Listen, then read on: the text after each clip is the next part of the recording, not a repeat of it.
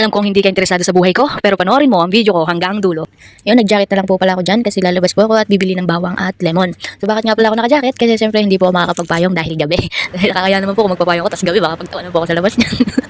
Kasi nga po, makarating po ako dyan sa Medina, tinanggal ko lang yung sa kalog ko kasi sobrang init. Tapos pagpasok ko lang ewan, basta iba yung pakiramdam.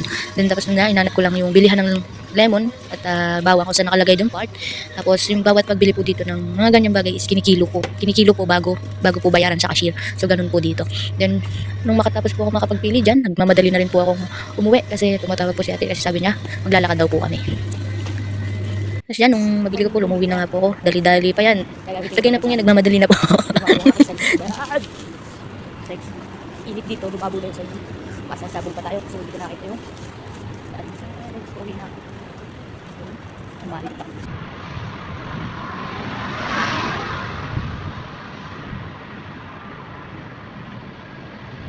Yan, nung makauwi po ako ay agad po ako bumaba dyan kasi sabi nga po ni ate ay kami maglalakad. So yan, nagantay lang po ako dyan ng ilang minuto lang naman po yan. Wala pa po siguro minutos, gusto mga seconds lang po yan. Tapos yun nga po, nung dumating siya yan, nagkita na po siya dyan ng camera. Tingnan niya naman po gagawin niya. Iikot pa yan kasi nagkita ng camera.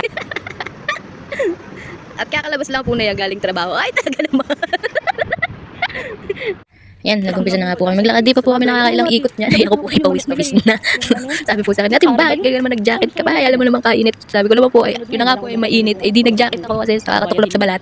Then yung naghuntahan na lang po kami dyan, yung pakinggan nyo na lang. Safe ka pa.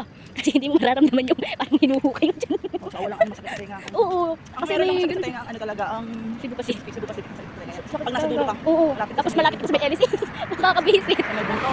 Yung ano, pag halimbawa parang sumakay ka ng elevator mo. Pag gumanon yung elevator mo, hinuhukay mo. Ganun yung pakiramdam ko yung kapagka ano.